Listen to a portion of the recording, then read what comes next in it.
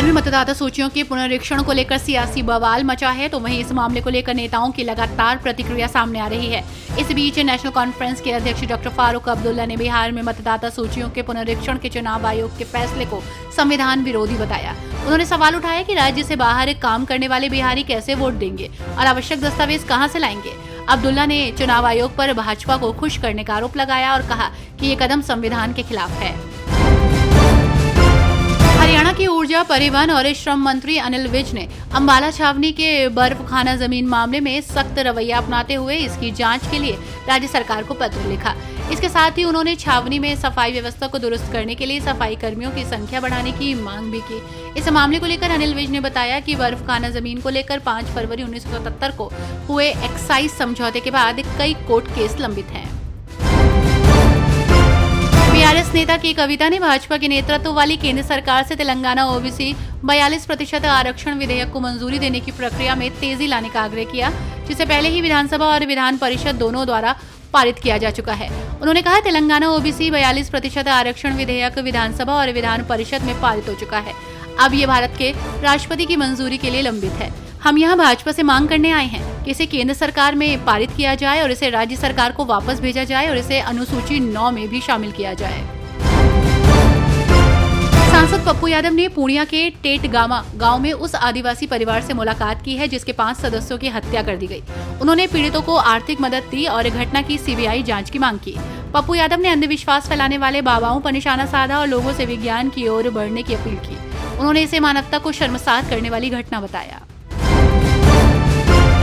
महाराष्ट्र में भाषा विवाद को लेकर सियासी पारा हाई है, तो वहीं इसी बीच सपा विधायक अबू आजमी ने एमएनएस प्रमुख राज ठाकरे को निशाने पर लिया। उन्होंने कहा कि महाराष्ट्र के मुख्यमंत्री देवेंद्र फडणवीस से निवेदन करता हूं कि सख्ती के साथ कानून लागू करना चाहिए। उन्होंने कहा कि एमएनएस के लोगों ने कानून का मजाक बनाकर रख दिया है। उन्हें लगता है कि कोई भी सरकार आए उनके खिलाफ कार्रवाई नहीं करती है। इसके पहले एमएनएस के लोगों ने कई टैक्सी और रिक्शा वालों को मारा और कई हत्याएं हुई, लेकिन आज तक एमएनएस के खिलाफ कोई बड़ी कार्रवाई नहीं हुई।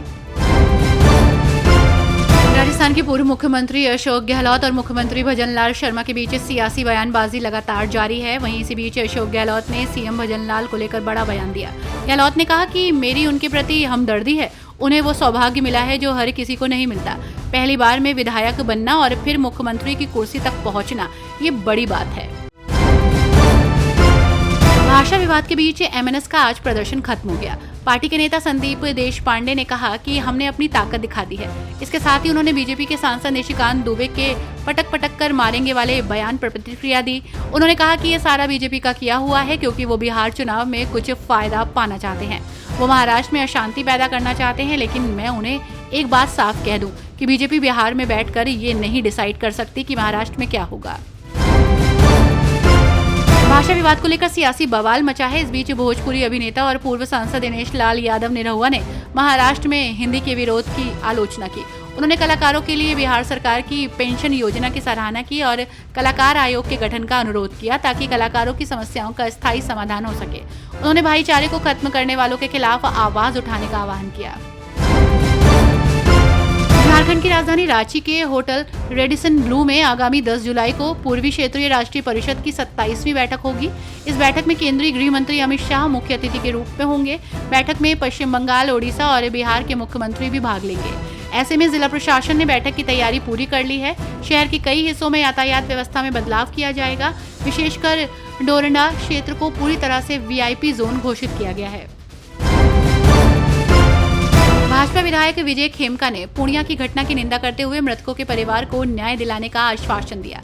पूर्णिया के टीडगांव गांव में एक चौंकाने वाली घटना में 6 जुलाई की रात को जादू टोना या काले जादू के नाम पर एक परिवार के 5 सदस्यों को कथित तौर पर पीटा गया और जिंदा जला दिया गया।